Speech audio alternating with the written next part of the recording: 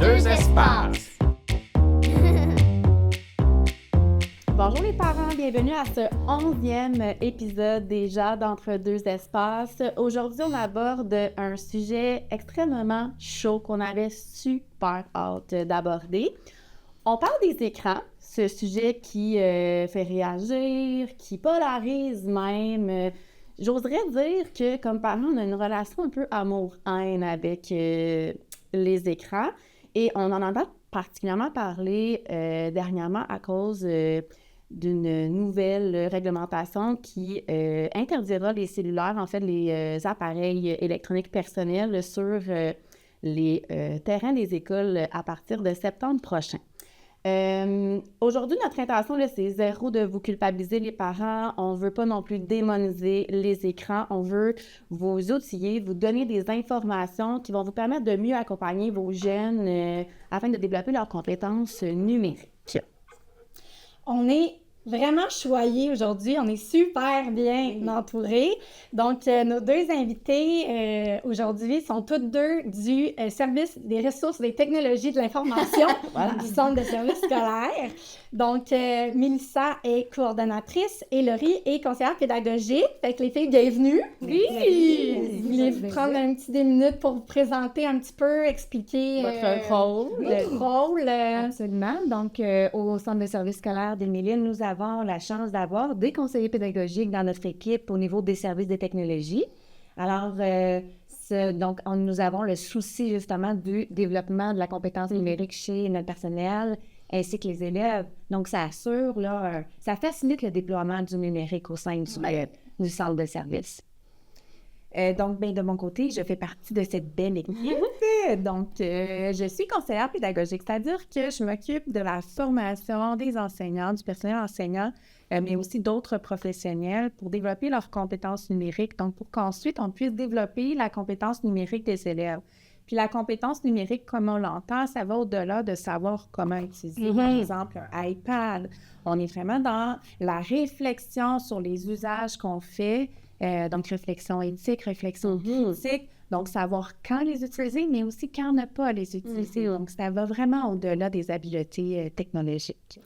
Tu es aussi personne ressource pour le récit local, Laurie. Oui. Veux-tu expliquer un peu aux parents c'est quoi justement le récit? Peut-être que tout le monde n'est pas familier avec ça. C'est un grand réseau national de conseillères pédagogiques qui font le même travail que moi, que mes collègues également. Et puis, ce réseau, ça le dit, en réseau, donc on collabore ensemble pour pouvoir avoir une vision commune du numérique en éducation. Ça existe depuis des décennies, début des années 2000, dans la formule comme on la connaît actuellement. Puis, entre conseillères pédagogiques, on se partage, par exemple, des ressources de formation et tout. Il y a des conseillers pédagogiques nationaux qu'on dit qui s'occupent de former plus spécifiquement dans des disciplines, donc par exemple, le numérique en mathématiques. Nous, au niveau local, donc chaque centre de service a un ou plusieurs conseillères pédagogiques selon le nombre d'enseignants du centre de service. Mais nous, en fait, on est vraiment plus généraux. Donc, on s'occupe de la formation de l'éducation préscolaire jusqu'à l'éducation des adultes, que ce soit la FGA ou la formation professionnelle. Donc, on soutient le personnel enseignant dans toutes les disciplines et tout ça, donc pour un usage réfléchi du numérique, le développement de la compétence numérique des enseignants-enseignantes et ultimement, celle des élèves. Celle des élèves, c'est comme la chaîne. Ultra versatile, si on a des besoins numériques, on fait appel à ça. Tout à fait. Et on partage cette vision commune-là à notre centre de service scolaire, puisqu'ils collaborent beaucoup. Nous collaborons beaucoup avec le centre avec le SEJ, avec les services éducatifs aux jeunes. Donc, c'est interrelié. Disciplinaire, oui.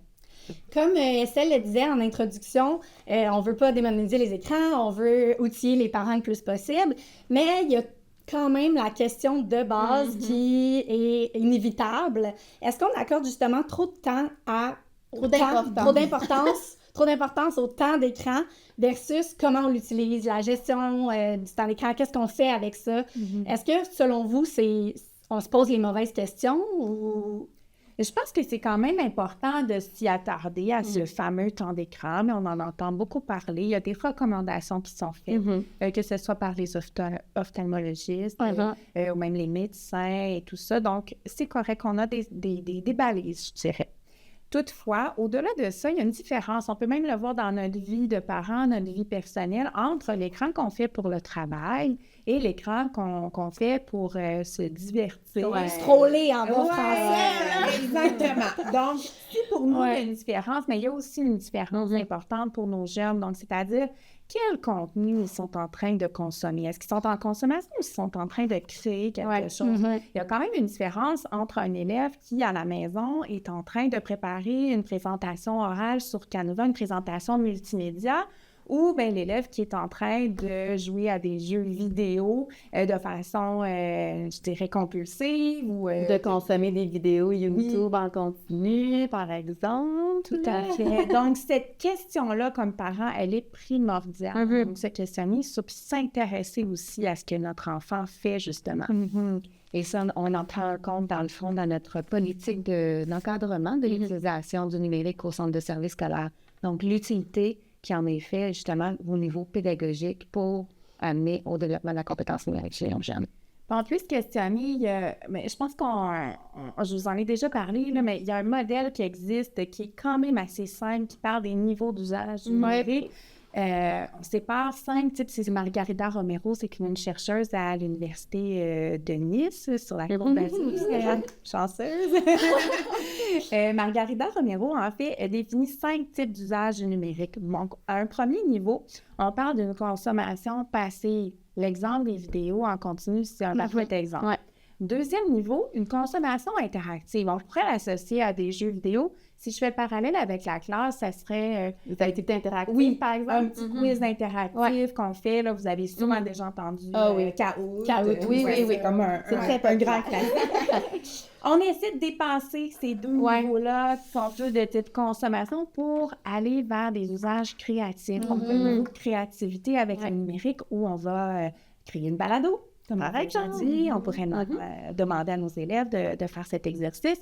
On pourrait le faire en équipe, donc la collaboration active. Et sinon, mais la co-création participative de connaissances qui va être plus liée à une situation authentique. On va résoudre un problème en groupe, puis on va créer avec le numérique pour répondre à ce besoin-là. Fait que dans le fond, en tant que parent, ben le moyen, c'est plutôt que de... Parce que on le sait, des fois, c'est utile, un petit...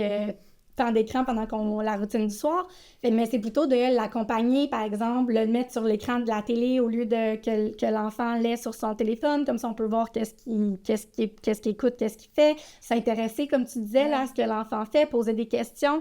Fait que dans le fond, c'est qu'on veut amener l'enfant à changer sa façon de l'utiliser un peu. Tout à fait, puis en étant justement à l'affût de ce qui se passe. Alors, si on laisse l'enfant seul dans la chambre avec la tablette, puis qui va sur YouTube, mais on ne sait pas les contenus qui sont visionnés.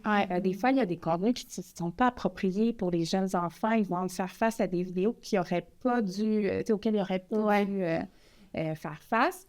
Donc, en mettant sur la télé intelligente, où on va regarder avec l'enfant, mais on est quand même plus à Puis on pourra aussi interagir, les questionner, les obliger à être davantage actifs mentalement. Exactement. Puis en même temps, on suit des recommandations où on ne doit pas être trop près de notre écran. Donc, il y a comme des distances à respecter. En n'étant pas tout seul dans une chambre avec la tablette ou le téléphone, mais c'est sûr que c'est vraiment mieux. Là, On parle de dialogue constructif. Donc, avoir un dialogue constructif avec nos jeunes. Donc, questionner, s'informer, demander l'utilité qu'ils en font.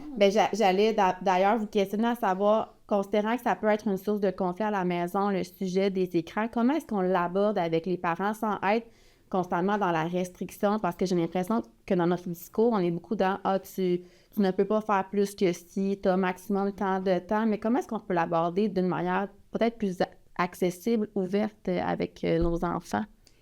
Ce dialogue constructif-là, donc aussi dans la définition des règles. Donc, on ouvre le dialogue pour se définir des balises communes, familiales. Et le parent est un modèle. Donc, cela dit, puis je ne sais pas si vous avez vu, mais la semaine dernière, là, on est en juin, donc fin mai, est sortie la commission spéciale sur le rapport, en fait, de la commission spéciale sur les impacts des écrans et des réseaux sociaux sur la santé et le développement des jeunes. Puis c'est un élément qui est indiqué. Donc, le parent est un modèle. On parle aussi de bien éduquer les enfants. Donc, l'éducation, ça se passe par cette espèce de charte. Il y a des organismes qui proposent des modèles de charte Je pense à Pose ton écran. Ouais. Je vais avoir des ressources pour aider les parents dans ça. Donc, on discute ensemble, on essaie de définir de façon en famille les règles. Les règles aussi sont adaptées à l'âge des enfants, à leurs besoins. Puis les règles vont s'appliquer autant aux enfants qu'aux parents, adultes. tout à fait. Ouais. On marche par l'exemple, hein? Tout à fait. Puis dans le rapport, il est indiqué que les enfants, des fois, ils veulent juste jouer avec leurs parents, puis ils se rendent compte aussi que leurs parents sont beaucoup, beaucoup sur les écrans. Donc, il y a ça, là, ça vient interférer dans les relations familiales. Donc, je pense que c'est d'avoir cette discussion ouverte avec la famille. Effectivement. Donc là, ça rime également avec la charte éthique présente dans certains établissements scolaires. Ouais. Donc, où on réfléchit avec les jeunes, avec les élèves, sur comment on peut s'organiser, qu'est-ce qu'on peut mettre en place justement pour favoriser une utilisation qui est saine, responsable et aussi pédagogique. Donc, on utilise le numérique pour apprendre finalement. Donc, on leur laisse de l'espace, de la place, on écoute leur point de vue, puis on essaie de tirer profit de leur propre expertise numérique pour peut-être trouver, comment je pourrais dire, une moyenne dans tout ça. Là. C'est ça. C'est pas Ouais. noir ou blanc. Là, on est dans la zone grise. La zone grise, là. On discute de nos points de vue, de nos valeurs, de nos... Ouais, on peut pas les sortir de nos vies. Fait que c'est de trouver l'équilibre dans tout ça. Puis comme tu dis, c'est vrai qu'ils sont bons à reconnaître tout ça. T'sais, justement, pour faire du pouce sur ce que Celle disait, on veut parler d'hyperconnectivité avec nos enfants, nos élèves. Puis on parlait d'un carnet d'observation, justement, les enfants sont bons pour détecter, puis les parents aussi, des fois, ça nous affecte, là, trop longtemps sur notre téléphone, on devient impatient. Ouais. Ben, les enfants, ils ont les mêmes observations aussi, là, ils sont capables de voir qu'après 20 minutes de vidéo YouTube, ben peut-être que le contrôle des émotions, la gestion des émotions est plus difficile, fait que ça serait un bon outil pour les parents, pour les familles. On a juste à acheter un petit carnet là, normal. On va dans un magasin, un petit carnet, puis on se dit, bon, mais aujourd'hui, lundi, à chaque fois que je regarde un écran, mais je note comment je me sens. Une petite émotion. Ça peut être, on dessine un emoji. Ça peut être qu'il y a des mots-clés. On n'est pas un scripteur, donc ça, c'est sûr que ça peut être facilitant. Puis là, ben, à la fin de la semaine, on regarde. OK, quand j'ai fait telle activité avec mon écran, je me sentais de cette façon-là. Quand j'ai regardé beaucoup de vidéos sur YouTube, mais je me sentais quand même impulsif, agressif à la fin. Donc, on a cette discussion-là avec les enfants. Puis, on pourrait aussi discuter quels étaient les usages qui étaient pertinents, qui t'ont fait sentir bien. Parce qu'il y en a, assurément, on est fiers de nous quand on a créé quelque chose, donc on a fait une production numérique, on sent de la fierté, on est content. Donc, ça n'a pas le même effet. Donc, il faut nommer ces choses-là avec les enfants. Effectivement, parmi les ressources dont tu mentionnais tantôt, il existe des petits questionnaires comme ça destinés aux parents, destinés aux élèves, justement pour amener cette réflexion-là sur leur usage, leur temps passé devant les écrans. Et même un questionnaire qui demande aux élèves, aux jeunes, est-ce que ton parent est toujours, et puis souvent sur son cellulaire ou sur son appareil, ce sont des D'ailleurs, j'en profite pour dire qu'on va mettre les ressources en note, j'allais dire en note de bas de page, mais c'est pas ça du tout. En note de bas d'épisode. Exactement, donc vous allez pouvoir vous y référer. On parlait un peu plus tôt de l'importance du rôle parental. Comme parents, comment les gérer nos propres écrans? Est-ce qu'on devrait pas se cacher, mais les utiliser un petit peu plus à l'extérieur de la présence de nos enfants? Ou est-ce qu'on devrait plutôt dire, ben là, je l'utilise pour telle raison, les faire réfléchir ou leur faire prendre conscience de pourquoi nous-mêmes on les utilise, tu sais?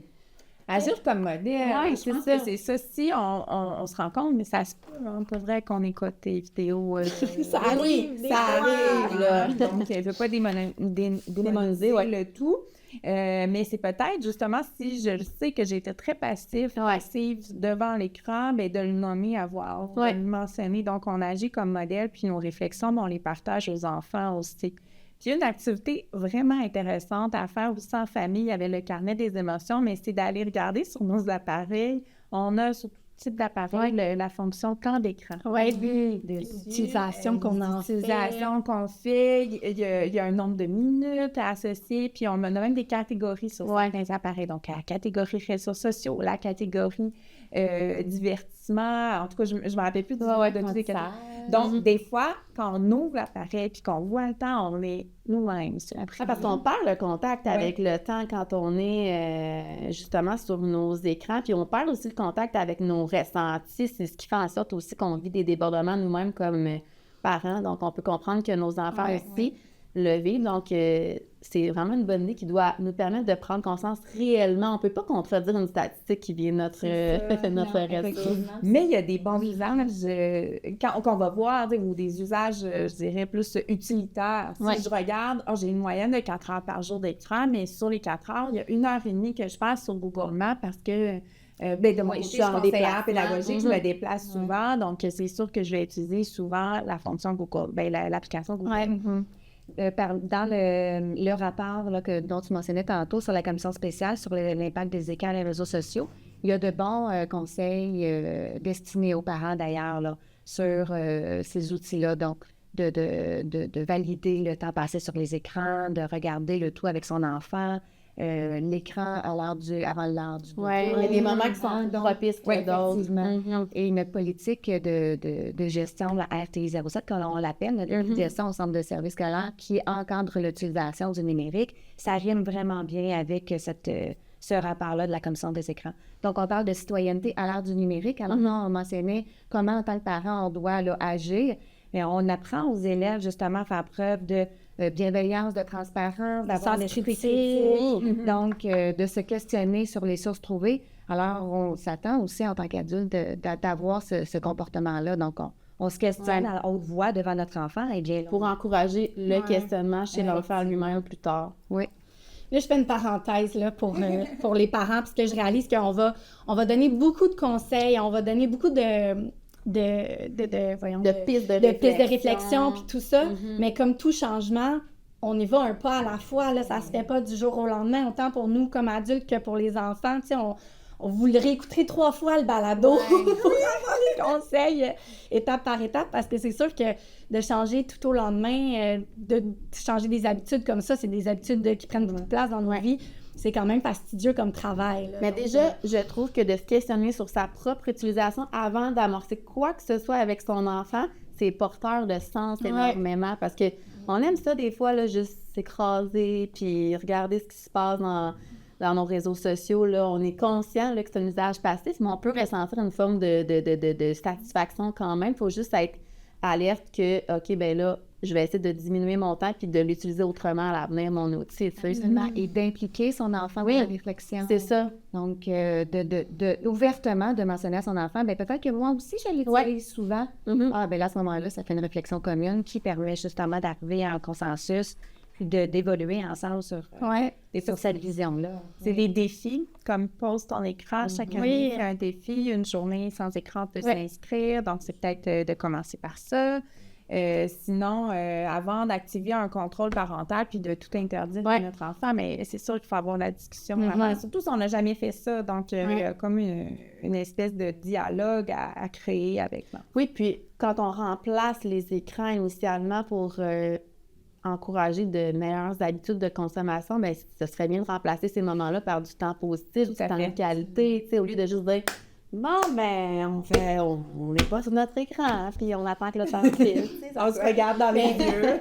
Seriez-vous d'accord avec moi pour dire que le premier pas, ou disons la base, ça serait justement, on parlait d'interférence numérique, puis de justement essayer d'éliminer ça à la maison, ça peut être déjà un bon premier pas, là, de s'assurer qu'on a des moments de qualité en famille, que les écrans ne volent pas ce moment-là, que les écrans ne volent pas non plus les moments d'activités sportives, d'activités culturelles. Fait que je pense que ça serait peut-être la première étape. Que quand on est vraiment mal pris, parce que ça peut arriver là, des moments où on a une petite urgence à régler, de dire je prends 2 minutes, je règle ça, c'est super important, puis je le ferme juste après, tu sais, parce qu'il faut aussi le nommer que des fois, là, les technologies, c'est des moyens qui nous permettent de résoudre des problèmes, tu sais. Oui.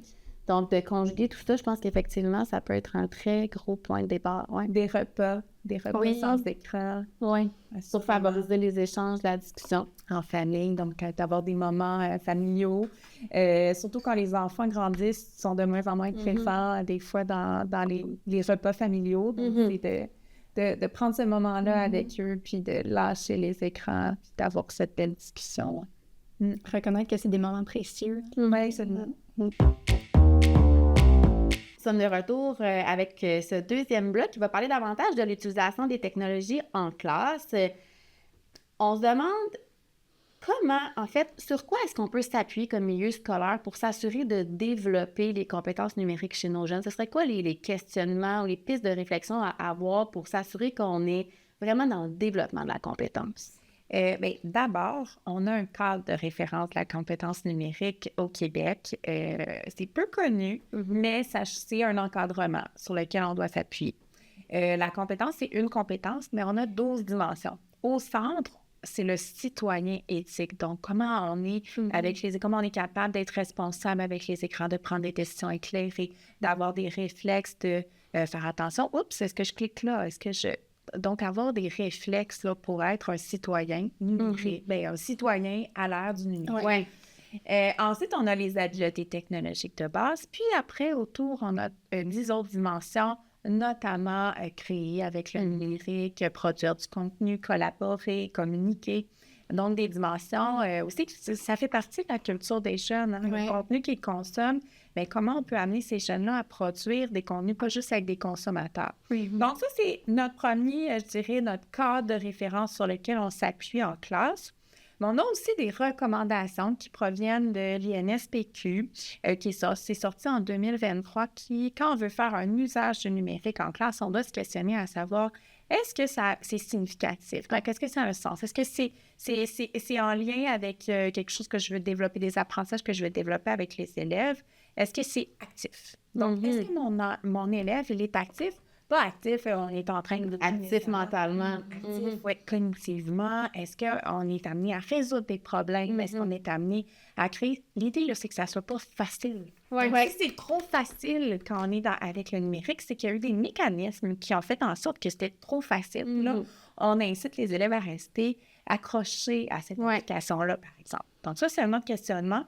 Et aussi intentionnel. Et ça sert quelle intention pédagogique dans la classe? Donc, comme n'importe quelle leçon, en réalité. Le numérique devient une ressource au service des apprentissages, une ressource qu'on mobilise dans la classe. Donc, c'est pas quelque chose d'à part, c'est pas quelque chose d'à côté, c'est vraiment lié à toutes nos disciplines, à nos leçons dans la classe. J'imagine que de varier ce qu'on utilise comme matériel numérique, ça doit éviter ces automatismes-là qui se présentent, qui s'enclenchent chez nos élèves. On a des fois en tête certaines ressources numériques qu'on utilise tout au long de l'année, mais là, ça serait gagnant, si je comprends bien, de ne pas avoir nous-mêmes ces automatismes-là, de réutiliser les mêmes ressources, j'allais dire diverger, mais c'est pas ça du tout, diversifier ce qu'on utilise comme matériel pour aller à l'encontre de ces mécanismes-là qui pourraient se créer. Tout à fait. On voit beaucoup dans les classes, tantôt j'ai parlé du Kahoot, mais c'est un petit peu... toujours l'application que je donne en exemple. Une fois ou deux, c'est pertinent. Dans un mois, c'est pertinent. Donc, on va aller travailler, on va aller questionner les élèves. Ça me permet de savoir où ils sont rendus. Mais si c'est chaque jour, 3 fois par jour des Kahoot, mais là, il y a un engagement, on appelle ça l'engagement créatif des élèves là, qui nous dit c'est plus spécial. C'est plus spécial. Il n'y a plus tant de valeur ajoutée. Donc, on tombe. Puis là, entendez-moi, c'est pas d'avoir des applications qui font tout le temps pour tout. Donc, c'est pas non plus d'aller à la chasse aux applications, puis la chasse à la petite activité numérique, c'est pas ça du tout.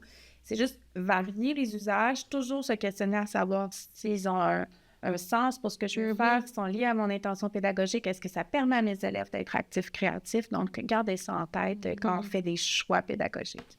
Même juste au niveau, depuis la venue des TNI là, dans nos classes, juste ça a modifié un petit peu le comportement, les habitudes des enseignants et des élèves, là, dans le sens que quasiment toujours allumé devant la classe, puis l'enseignement magistral a comme repris une place à cause du TNI, mais finalement, tout le monde a son cahier quand même, puis la lecture est possible dans le cahier de l'élève, fait que c'est de se questionner vraiment... D'où l'importance d'expliquer, là on mentionne d'utiliser le numérique lorsqu'il offre une plus-value pédagogique. Donc, l'importance d'expliquer aux élèves, on va utiliser telle application ou telle ressource cette fois-ci parce qu'elle offre telle plus-value ou ça va nous permettre de collaborer, de pouvoir écouter de vive voix la consigne. Donc, l'élève comprend l'utilisation. Puis c'est ça qu'on va amener l'élève à devenir autonome dans l'utilisation puis dans le choix de son application et de sa ressource. Fait que l'enseignement, l'apprentissage du pédago numérique, ça se fait pas juste en CCQ, là, en citoyenneté QT, c'est vraiment au quotidien, dans toutes les matières. Puis j'aimais, Laurie, tu disais, dans le fond, les 3 questions à se poser, puis là, c'est pour les enseignants, mais en fait, ça s'applique autant aux parents à la maison. Fait que c'est, est-ce qu'ils sont actifs? Est-ce que c'est significatif? Et est-ce que ça sert à un objectif pédagogique? Fait que ça, c'est comme nos questions guides pour nous dire, bon, ben, OK, oui, go, ça va... Il y a une plus-value pédagogique avec cet outil-là, ou je vais essayer de trouver une alternative. Puis des fois, ça va nous prendre un petit peu plus de travail, peut-être, trouver cette alternative-là, mais les élèves vont être gagnants, finalement. Puis j'imagine que c'est, comment je pourrais dire, qu'il faut se donner le droit de vivre des flops, là, puis de faire des tentatives qui ne fonctionneront pas. Tu sais, des fois, la technologie, du point de vue de l'enfant, c'est vu comme quelque chose de tellement... attrayant, il peut y avoir une forme d'enthousiasme, d'énervement, puis finalement, ce qu'on avait en tête qui était super pédagogique, ça tourne au vinaigre, puis on se rend compte qu'il faut le prendre autrement. Je pense qu'il faut se laisser la chance d'essayer de flirter, si on veut, dans le numérique, là, nous-mêmes. C'est pour ça que je dirais développer aussi des réflexes numériques parce que c'est tellement, ça change tellement vite. J'ai pas les statistiques, mais le nombre d'applications qui sortent. Oui, on est dans une espèce de fatigue numérique, tout le monde, je pense, en éducation, comme enseignant et tout ça. Mais c'est pour ça que lorsqu'on travaille vraiment à développer ces dimensions-là, la compétence numérique, j'apprends à communiquer, mais je vais savoir que dans peu importe l'environnement où je suis, si j'appuie sur telle flèche, mais ça me permet de télécharger l'information. Si je fais fichier, ben là, je vais avoir des options qui vont me permettre d'enregistrer tout ça. Peu importe. Je développe des réflexes. Je sais que tel logo, ça veut dire mais là, je peux enregistrer un contenu, je peux enregistrer ma voix. Donc, je développe ces réflexes-là qui sont transférables. Là, j'ai nommé beaucoup des réflexes liés aux habiletés technologiques. Mais sachez que ça, c'est transférable ensuite. Puis l'autre chose aussi, c'est quand j'introduis, je dirais, une nouvelle ressource numérique en classe, mais peut-être que cette fois-là, oui, ça va servir à une intention pédagogique, mais ça se peut qu'au départ, je sois dans l'exploration de la ressource qui va peut-être faire en sorte que la fois que je vais y ajouter une intention pédagogique vraiment plus substantielle, bien, les élèves vont être en mesure d'utiliser l'outil. Ça ne sera pas... je dirais... L'excitation, le jeu va être mis de côté un peu. Exactement. Puis là, on va vraiment pouvoir servir l'intention. Je trouve ça vraiment pertinent ce que tu ajoutes là, parce que c'est vrai qu'avant de pouvoir donner des consignes précises à un enfant, il faut d'abord lui laisser l'occasion d'observer puis d'évaluer qu'est-ce qui s'offre à lui, parce qu'on le fait nous-mêmes comme adultes. Puis d'ailleurs, l'intention dans le choix de la ressource est toujours pédagogique. Donc, comme c'est mentionné, on s'arrime avec le rapport sur la commission sur les écrans. Donc, on évite les activités ludiques ou une utilisation du numérique dans des heures de récompense, par exemple. Ça, c'est quand même un changement important qui a eu lieu ces dernières années. Oui. Et pour rassurer également, on parle beaucoup de ressources numériques. Hein, il y en a plusieurs. Oui. Là, il y a toujours ici au CSSMI une validation, une approbation légale de sécurité, de pédagogique également. Pour toutes les applications. Pour tout ce qui est ressources numériques. Donc, c'est filtré en quelque sorte par des experts. Oui. D'ailleurs, là, vous, en tant que parent, là, vous offrez l'autorisation parentale là, pour l'utilisation de ces environnements numériques d'apprentissage. Donc, on s'assure là, de la confidentialité des données personnelles, de la sécurité de ces environnements-là qui sont déployés en classe avec les élèves. Je reviens un peu en arrière, là.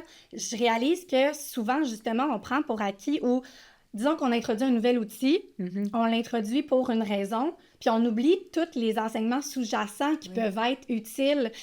Je pense à mes élèves que, on fait une recherche, puis là, ils vont utiliser l'outil numérique, puis là, je me rends compte que finalement, ben ils savent même pas utiliser Google correctement, ils savent pas comment faire une recherche, tu sais, comment regarder les liens, etc. Fait que, tu sais, finalement, faut comme retourner à la base même de je trouve que c'est difficile d'évaluer, OK, mes élèves, qu'est-ce qu'ils savent, qu'est-ce qu'ils connaissent, quelles sont leurs réelles habiletés, puis ça peut être différent d'un élève à l'autre dans une même classe. Fait que, tu sais, on dirait qu'on doit s'y préparer comme enseignant aux défis qu'on risque de rencontrer, mais il y en a beaucoup qui nous tapent en plein visage, là, tu sais, qu'on n'a pas vu venir, entre guillemets, là. C'est une forme de littératie, on parle de la littératie numérique, donc il y a des apprentissages réalisés.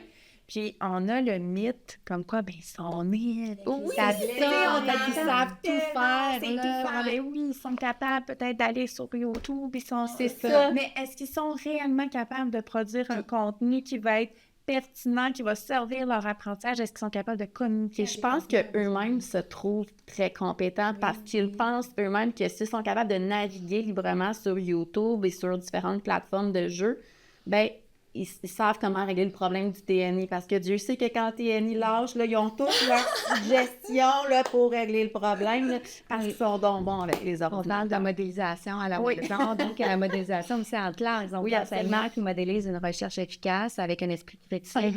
Mais effectivement, on modélise devant les élèves pour pouvoir venir réutiliser, C'est vraiment la bon, reproduire à la vraiment. maison. Ouais. Oui, tout à fait. Parce qu'on pense toujours pour nos élèves, on les envoie sur Internet, ils connaissent ça, C'est Internet. ça, ils mais connaissent non, de je chercher, confirme là. que non. Puis même rendu au 3e cycle, là, Non. fait qu'on peut s'imaginer que les plus petits, là, ils ont beaucoup d'apprentissage à réaliser encore. Puis, tu sais, avec nos questionnements, je disais tantôt qu'en tant que prof, ça va peut-être nous demander un travail un peu plus grand pour trouver une alternative au numérique. Mais je pense aussi à nos élèves qui vont probablement être surpris aussi de ces alternatives-là, puis qu'il va probablement falloir trouver une autre façon de les motiver parce que des fois, justement, juste le fait que ça soit sur un outil numérique, pour eux, c'est motivant ou c'est le fun. Mais là, pour eux aussi, c'est un changement si on se met à l'utiliser, tu sais, à le mettre pas de côté, mais à l'utiliser vraiment à des fins de plus-value pédagogique. Ben, ils vont peut-être se demander pourquoi que tout d'un coup, je suis obligée de lire dans mon cahier à chaque fois ou pourquoi que tout d'un coup, je suis obligée d'écrire toutes mes situations problèmes au crayon. Fait que, tu sais, ça, pour eux aussi, ça va être une adaptation, là, parce que... De les questionner sur comment vous avez trouvé le support aujourd'hui suite à l'activité ou même à la maison suite au devoir. Est-ce que tu as préféré être sur ta tablette ou ton ordinateur ou versus le papier? Puis d'on parlait de dialogue tantôt. Ouais. Donc, dialoguer avec son enfant sur est-ce que tu as trouvé que c'était plus facile, pourquoi? Puis, alors, c'est d'amener l'élève, justement, le jeune, à être conscient de son utilisation quand ça a des bienfaits sur son apprentissage. On apprend tous différemment, finalement, là. Mais des fois aussi, toujours dans une optique inclusive, mais on pourrait avoir une variété de choix. Je sais que c'est difficile là, comme enseignante. Il faut y aller un pas à la fois. Un peu à la fois, là. Donc, mais c'est peut-être d'avoir la possibilité de faire une production quelconque, qu'elle soit sur papier ou sur numérique. Si je présente un contenu, mais je peux très bien faire encore une maquette ou l'affiche. Je suis obligée d'aller faire Un Canva, c'est la folie Canva. Oui, mais Ben, nous-mêmes, on triple, là. Fait que c'est clair qu'on transmet ça à nos élèves sans trop le vouloir, là. d'offrir des choix. D'offrir des choix. Donc, dans le fond, ce qu'on doit garder en tête, c'est un peu comme ce qu'on suggérait aux parents d'entrée de jeu, tu sais, c'est de les faire questionner, s'observer eux-mêmes comme utilisateurs des écrans, puis s'assurer qu'ils soient actifs et non passifs en mettant de l'avant la créativité. Oui, tout à fait. On veut continuer aussi, rapidement, là, on veut que les élèves, nos enfants, continuent de développer les apprentissages fondamentaux. Oui, il y a une chercheuse, puis là, on n'a pas abordé cet aspect-là, mais à l'ère de l'intelligence artificielle générative, je pense que tout le monde se questionne ça va ressembler à quoi à l'école? Qu'est-ce qu'on va apprendre à nos élèves? Il y a des systèmes éducatifs un peu partout dans le monde qui se sont questionnés aussi. On revient beaucoup à des compétences transversales qu'on avait dans nos programmes et tout ça. Donc, apprendre à avoir une pensée critique, apprendre à être créatif, apprendre à résoudre des problèmes. Mais là, c'est voir quels sont les apprentissages fondamentaux que je vais avoir besoin. C'est sûr que j'ai encore besoin d'apprendre à lire puis à écrire parce que même s'il existe des outils génératifs, il faut quand même dire que je sois capable d'écrire une requête, il faut que je sois capable d'analyser ce qu'il en sort. Donc, ces apprentissages restent fondamentaux. Il y a des chercheurs qui se questionnent présentement. Il y a Mathilde Sirioli qui est vraiment plus spécialisée. C'est une neuroscientifique, je ne sais pas exactement son titre, elle a un PhD en tout cas. Une pro, là. Une pro, puis elle étudie ces apprentissages fondamentaux, en fait, à l'ère de l'intelligence artificielle générative. Donc, j'ai hâte de voir ce qui va ressortir des travaux dans les prochaines années, mais c'est essentiel de se questionner de notre côté parce qu'avant d'aller vers le numérique, mais il y a quand même c'est comme en mathématiques, on ne donne pas une calculatrice à un enfant en première année, on va aller travailler le sens du nombre pour que l'élève puisse manipuler les nombres dans sa tête, puis ça soit une flexibilité mentale aussi à comprendre. Puis après ça, bien, la calculatrice nous soutient. Bon, je sais pas si la comparaison est Ben, boiteuse, moi, je la oui, trouve elle est parfaite, bonne. puis ça me fait aussi penser à la traditionnelle recherche sur un animal X. Là. L'enfant, il est super motivé à préparer sa présentation, mais au bout du compte, a-t-il réellement une compréhension de quel est cet Exact. animal, quelles sont ses particularités, ses caractéristiques, son habitat? Tu sais, j'ai un doute que tous les élèves ont réellement une profonde compréhension de leur sujet. Oui, la présentation est belle, oui, le texte est élaboré, mais si Il accorde plus d'importance, c'est ça, si on se dégage du numérique là, pendant quelques minutes, est-ce que l'enfant est capable d'en parler fluidement? Est-ce qu'il... Fait que donc, oui, On a tout entendu, là, est-ce qu'ils vont être capables de réfléchir encore? Est-ce qu'ils vont devenir paresseux, tu sais, avec l'intelligence artificielle? Fait que dans le fond, en soutenant ces apprentissages fondamentaux, là, c'est que non, c'est qu'ils vont le prendre comme outil, mais ils vont quand même avoir la réflexion, ils vont quand même...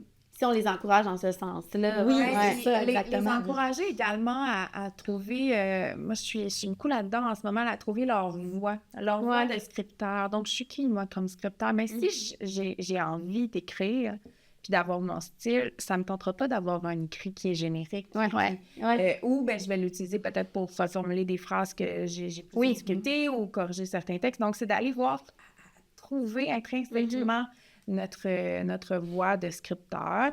Et ça peut être un élément, mais aussi, c'est ça, comme on disait tantôt, mais il y a des trucs qu'il faut que j'apprenne, mais il faut aussi que je sois capable d'avoir l'esprit critique. Moi, je reviens beaucoup à ça. Oui.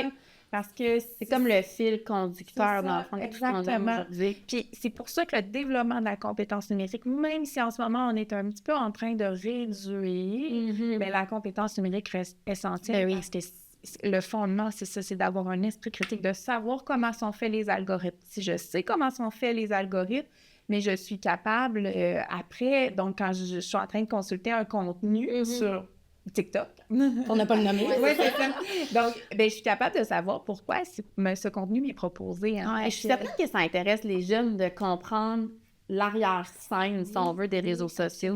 Oui, puis d'être transparent dans leur utilisation. On parle de d'IA générative, donc il n'y a pas d'utilisation de ressources, que ce soit d'IA générative ou de ressources numériques, sans la permission de son enseignant dans la classe. Vraiment, puis on parle de réseaux sociaux. Là, dans le rapport de la commission des écrans, on s'entend sur un âge illégal. Donc, ce sont des questionnements là, qu'on peut, des discussions qu'on peut avoir avec... De 14 ans. À la maison.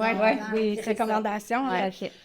Mais c'est ça, c'est aussi... Tu sais, moi, j'arrête pas de dire à mes élèves, il faut que tu apprennes à te connaître comme apprenant, puis après, moi, je te montre plein de choses, puis tu vas faire des choix. Mais j'ai l'impression que c'est un peu ça aussi. Ils doivent se connaître comme usagers du numérique. Fait qu'on, là, on est comme en mode exploration, puis après, ils vont choisir. Moi, pour écrire un texte, je préfère utiliser l'IA plus tard, là, pas maintenant.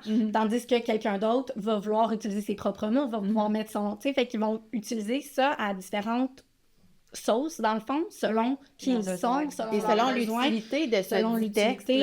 Donc, on parle d'autonomisation, dans le fond, de développer l'agentivité chez les jeunes. Exact. Puis de pas s'arrêter là non plus, tu sais, de continuer de creuser. Tu parlais de l'animal, tu sais, moi, souvent, mes élèves, disons, ils font une recherche, puis là, ils vont répondre juste aux questions que moi, j'ai données comme plan, mais ça, moi, ça m'amène une autre question, puis ça m'amène une autre question, puis je suis curieuse de la connaître, cette réponse-là. Fait que, tu sais, de les amener à pas s'arrêter non plus à...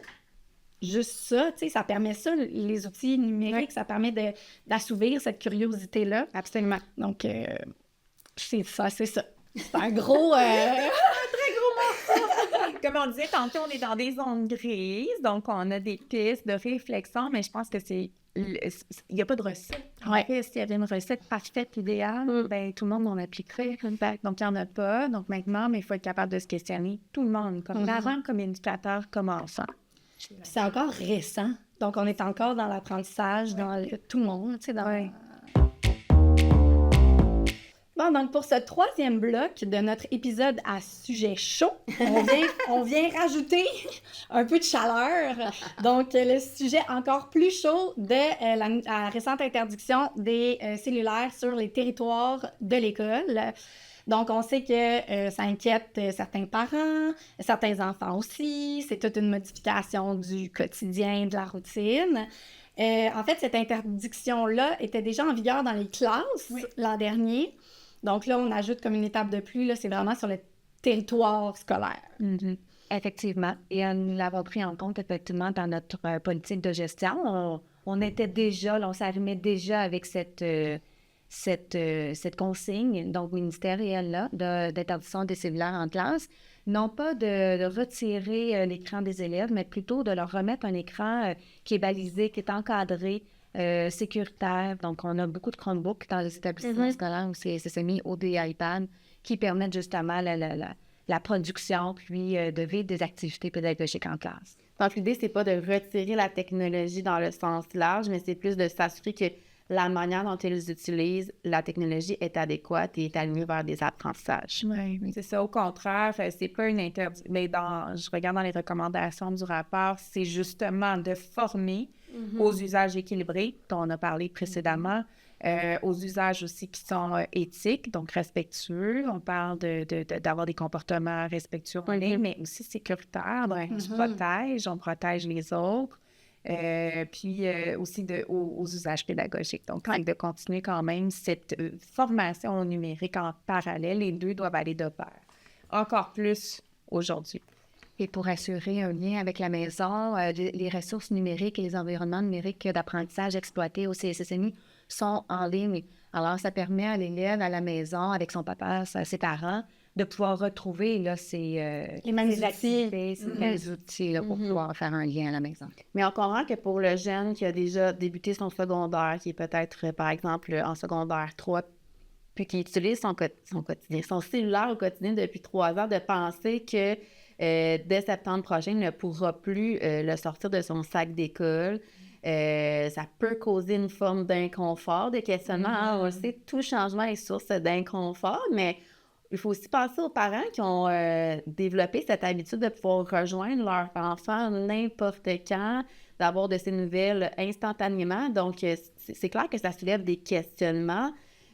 Concrètement, nous, au centre de services, on a eu le privilège, je considère que c'est un privilège, de pouvoir mesurer en quelque sorte comment ça allait se traduire dans le quotidien. On a une école secondaire, l'école ESO, qui a déjà mis ça en branle depuis septembre dernier, hein, si je ne me trompe pas. Puis qu'est-ce qu'on observe au quotidien comme comment je pourrais dire, comme mesure pour accueillir ce changement dans un premier temps, puis deuxièmement, comme effet. Et je pense qu'ils n'ont pas été mis de côté, ces inquiétudes-là. Justement, ce que je comprends, c'est que ça a été pris en compte. Donc, on a peur de ne pas pouvoir rejoindre nos enfants et tout ça, ou que les enfants sont anxieux, surtout peut-être les plus jeunes, de pouvoir communiquer avec leurs parents. OK, pas de problème, ils ont installé des téléphones disponibles pour que les enfants, à certains moments dans la journée, puissent communiquer avec leurs parents.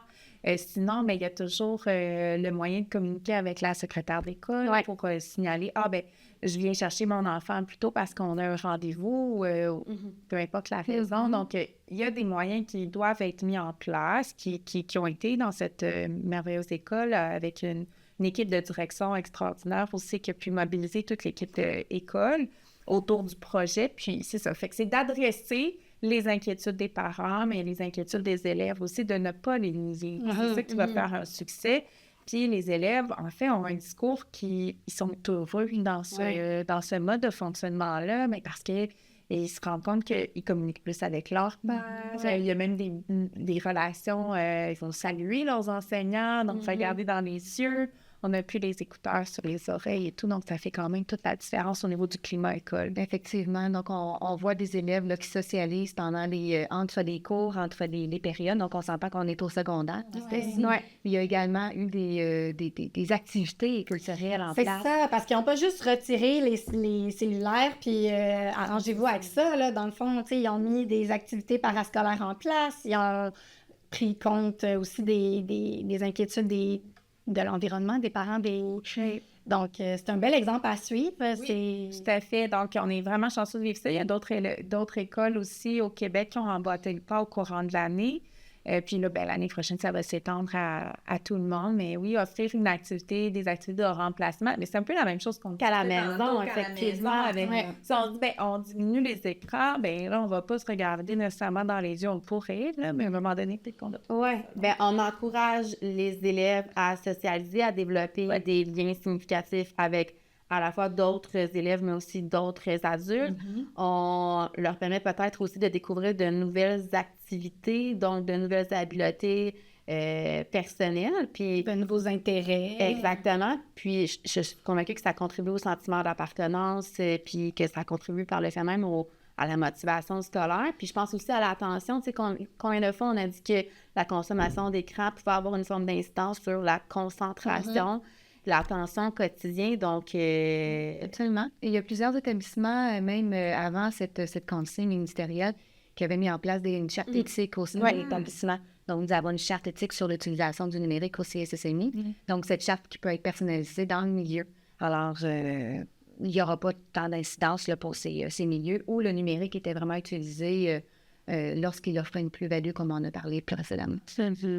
Donc, l'idée, j'imagine que c'est de faire confiance, hein, d'accepter notre petit inconfort en ce moment, puis de se dire, hey, on va laisser les choses aller, on va voir comment notre enfant évolue dans cet environnement avec cette nouvelle contrainte-là. Puis, moi, je suis convaincue qu'on va récolter des beaux bénéfices. On risque d'avoir, par contre, au début, c'est important de le souligner pour les parents parce que dans je dirais le premier mois, peut-être on a remarqué un effet rebond à la maison où là, les élèves ont l'impression d'avoir manqué quelque chose. Tu es toujours habitué à voir tes notifications. D'un coup, dans une journée complète, tu n'as pas accès.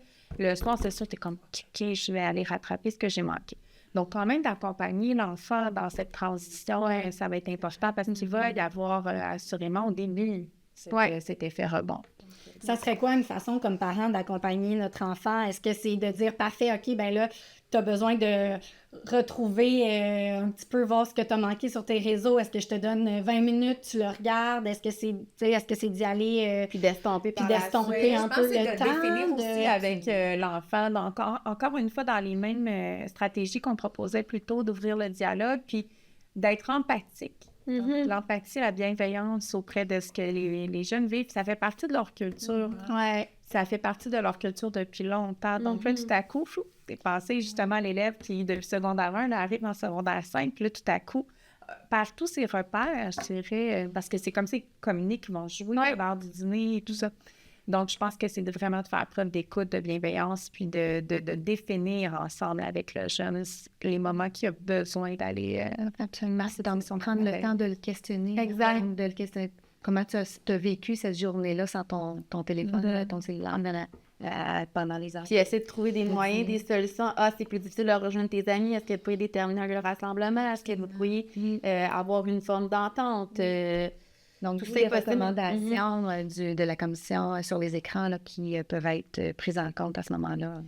De le savoir aussi en tant que parent que cet effet rebond-là va être présent, bien, ça permet d'être plus empathique aussi, d'être plus compréhensif, de trouver des solutions versus de comprendre que c'est normal, normaliser peut-être aussi. C'est normal que tu passes par là. Surtout que durant l'été, souvent, il y a une consommation plus grande d'écran parce qu'on a moins de cadre, on n'a plus la routine scolaire. Donc là, ça va probablement... j'ai juste le mot « clash » qui me vient à l'esprit, c'est probablement pas le mieux, mais... c'est ça, tu sais, on passe 2 mois à la maison à avoir peut-être un petit peu plus accès aux écrans, puis là, rentrée scolaire, je ne touche plus à mon écran durant toute une journée, donc... effectivement, ça va clairement créer des réactions, mais d'en parler pendant la période estivale, qu'on se mentionne déjà, surtout pour nos élèves plus jeunes, là, à la rentrée scolaire, comment ça va se passer, le cellulaire va rester à la maison, donc... peut-être faire un petit estompage aussi vers la fin de la période estivale pour que le changement soit moins abrupt. Peut-être définir en amont aussi les moments familiaux qui seront peut-être exempts d'écran. Donc, on revient, donc on se dit, on va souper tout le monde ensemble pendant, je sais pas, 45 minutes, et on n'a pas d'écran, tu sais, puis on le prévoit à l'avance parce qu'on sait qu'il va avoir envie d'aller sur le cellulaire ou écouter juste la musique, aussi.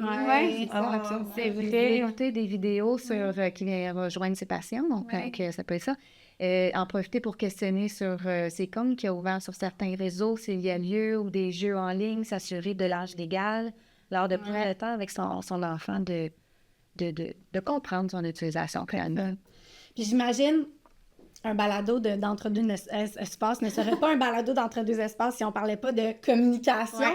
Mais j'imagine que si les parents ont des inquiétudes ou des ils veulent chercher des conseils, ben ils peuvent rejoindre les milieux scolaires, puis par courriel ou par téléphone, puis j'imagine qu'il va y avoir un soutien qui va être apporté aussi à ce niveau-là. S'impliquer dans les conseils d'établissement. Parce que dans les conseils d'établissement, c'est là qu'on va discuter de ces enjeux-là. Toujours la place à des invités dans les conseils d'établissement, vous le saviez.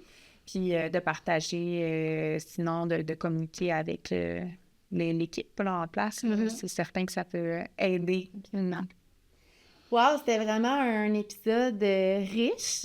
Puis on est conscient là, que les parents, vous avez probablement la tête pleine en ce moment. On va mettre plein de ressources dans les notes du podcast que vous pourrez consommer à votre rythme durant l'appel estival. De façon active. Oui, de façon active. Absolument. Avec modération. On espère qu'on vous a éclairé, qu'on vous a pisté, que maintenant, vous êtes conscient que les technologies ont quand même de nombreuses utilités tout à fait pertinentes, mais qu'il faut surtout se questionner et encourager nos enfants à être actifs dans leur utilisation. Oui. Équilibre, c'est le mot-clé, je pense. Exactement. Exact. Merci beaucoup à vous deux d'avoir été présentes avec nous. Merci pour l'invitation.